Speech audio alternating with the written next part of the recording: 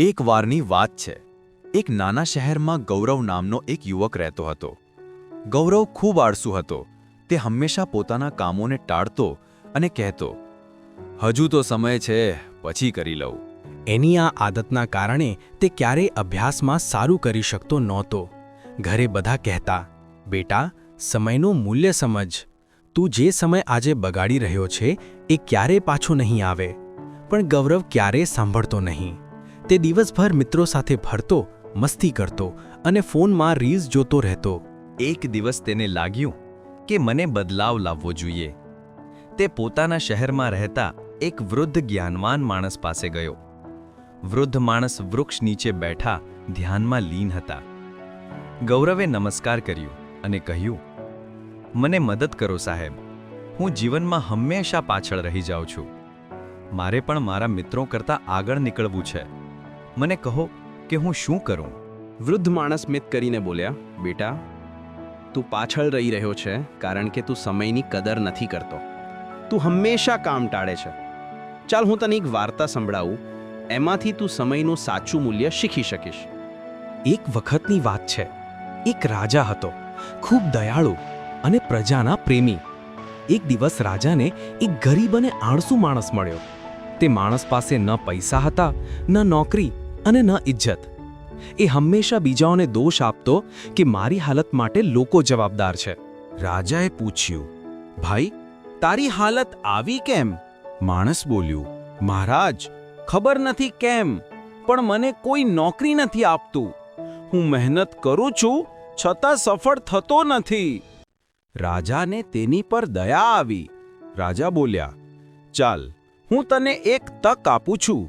આજે સૂર્ય અસ્ત થાય એ પહેલા તું મારા મહેલમાં આવી જા. ત્યાંથી જેટલું સોનું અને ચાંદી લઈ જઈ શકે એટલું લઈ જા. બધું તારું રહેશે. માણસ ખુશ થઈ ગયો.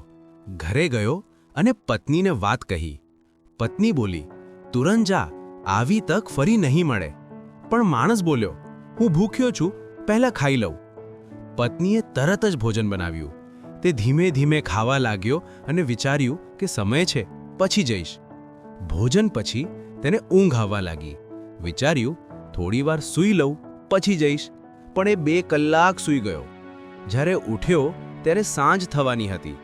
તે દોડ્યો, પણ ગરમી વધારે હોવાથી વિચાર્યું કે થોડું આરામ કરી લઉં. વૃક્ષ નીચે બેઠો અને ફરી ઊંઘી ગયો. આ વખતે 4 કલાક માટે. જ્યારે ઉઠ્યો ત્યારે સૂર્ય અસ્ત થવા આવ્યો હતો.